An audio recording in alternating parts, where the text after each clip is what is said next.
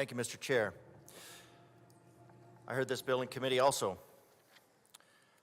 And I thought some things were really interesting about it because on the face of it, you see a massive violation of the First Amendment. And then we were assured later on by someone with the First Amendment text tattooed to their leg that it was not, in fact, a First Amendment right. And the way they get around this, and this is germane to the text that I'm just about to cover, the way they get around this is by first classifying non-celebration, non-affirmation of whatever you want to call this as discrimination. So you classify the terms as discrimination, and then you say discrimination is not protected under free speech. So gets kind of into the slippery slope of the tyranny of controlling language for the purpose of controlling thought, for the purpose of controlling people, which is what this bill is about. So the reason I bring that up is because we have this terminology here of coercive control. Now we had this kind of in the other day with the bill around regulating, getting the General Assembly getting into the regulation of toy guns. And the regulation of toy guns, the sponsors said, well, we're not actually creating a new crime. What we're doing is we're creating a private right of action by biasing the court around the language by preloading the determination that if you have a toy gun in a political event, that would be considered aggressive or coercive. So you just define that. And here coercive is really interesting because coercive control means a pattern of threatening, humiliating, or intimidating actions, including assaults or other abuse that is used to harm, punish, frighten an individual. Coercive control includes a pattern of behavior that takes away an individual's liberty. And liberty, I think a great example of liberty would be freedom with a moral basis, a moral foundation, or freedom, and strips away the individual's sense of self, including the individual's bodily integrity and human rights. So, but what's interesting about coercive control is right now, it's one of those things that it's not really a crime. So you have two, I think the case is Troxel that was recommended, where the court has to assume in a parental case that both parents are fit parents, and then it would go from there. But when you look at the language in here, the language preloads the court and says basically anything short of celebration and promotion of, I'm not going to call it gender affirmation because the only gender that is not ever affirmed is the gender, I suppose, with which aligns with one's chromosomes. That gender is never affirmed. So it's not gender affirmation, it's gender transformation. And I'm not even sure what that's based around because gender isn't accorded with genitals, and there's 90-some different genders depending on the list, maybe 256. So it's a completely meaningless word, expansive to be inclusive of everything, but let's talk about coercion. This bill is coercion. This bill is coercive control. It's coercing parents. It's the coercive control of parents, because if you look at coercive control, what the sponsors are doing is they're putting in here and saying coercive control means a pattern of threatening. But it doesn't really matter what the definition, because you could say currently coercive control is not a crime. And so now the bill does preload the court against coercive control, and that it is discrimination, therefore it's not protected speech, and therefore it's part of abuse. And if you look at the train of bad ideas that this body seems to be plugged into for regular deliveries, Hawaii, it's a misdemeanor, California in 2020, Connecticut, Washington, Maine, New York, it's a Class E felony. Coercive control. I'm not advocating for coercive control.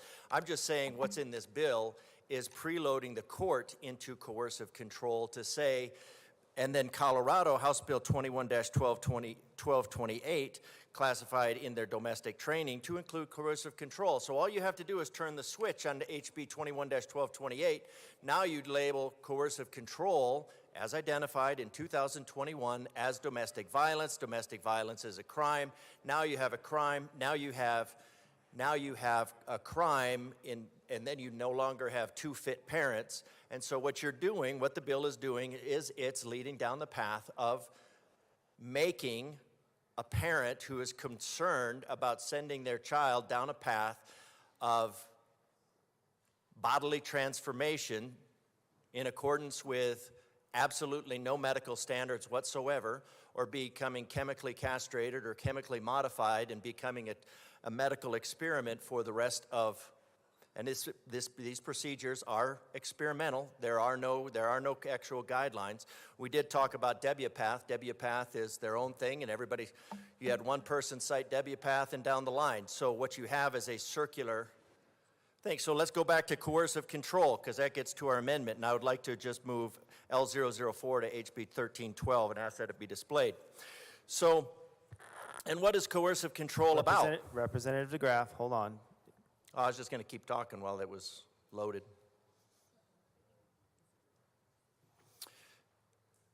So coercive control. Representative DeGraff. Okay. Hold on. Just trying to be efficient. Okay.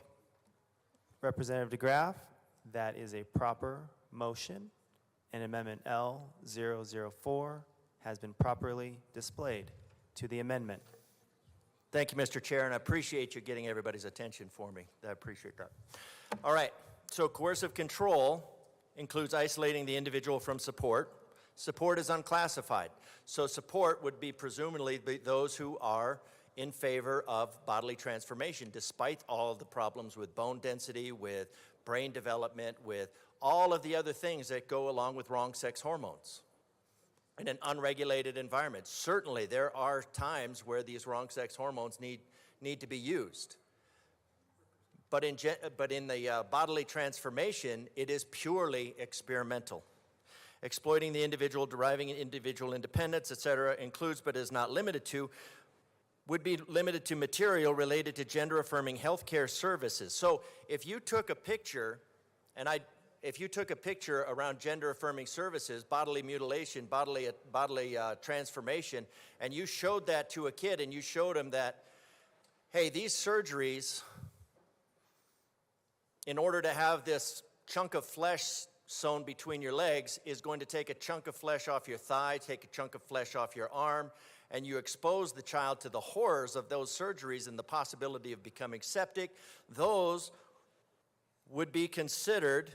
So in this case, just exposing a child to the possibility of the dangers of any surgery, let alone a surgery that is purely cosmetic, that would become coercive control, and under the laws and the growing laws, and right on the edge for Colorado would be considered coercive control, and therefore a crime, would eliminate that parent as a fit parent. So what this bill is doing is it's laying out the line so that just like last year's bill for the foster care that requires the celebration and promotion of bodily transformation for foster parents, costing us a lot of foster parents, this is going down the same road and telling that parents, your kid will be taken away from you unless you celebrate and promote bodily transformation to counter the gender which born with at birth, although it doesn't match the genitals, none of it makes sense. So what this does is it takes the legal, because I'm supposed to assume that this is not the intent of the sponsors, so I will. So this has a couple of modifications in lines 1 and 2, a couple lines stricken in strike lines 13 through 22 on page 3. And then when referring to raising a child in a manner consistent with the child's biological sex, including making the related mental health and medical decisions consistent with the child's biological sex, must not be considered or determined to be able to be part of abuse, neglect, not creating an unsafe environment, and it is in the best interest of the child. So I'm going to make the assumption that I think the sponsors had the best of intents and they don't want to have anything at coercive control. My fear is that the coercive control definition is a broad and slippery slope. So what we want to do is we want to make sure that the parents have some background, so that some backing here by law, so that they can help their child to make an informed choice. Without this information right here, it is requiring the parent to make a not help. It is required to, the law requires the parent to celebrate and affirm and promote the child going down a medically experimental path. Doesn't matter how good the intentions are, it is a medically, there are no actual standards for this. There are no actual, and in fact, if you look at the CAS report and the thousands and thousands of people that it studied, this is why that so many other countries are backing away from this and coming up to the conclusion that this does not help. So, but in order for a parent to not become an unfit parent, according to this bill, not become criminalized according to this bill, we need some language, we need some guardrails for the good intentions of this bill.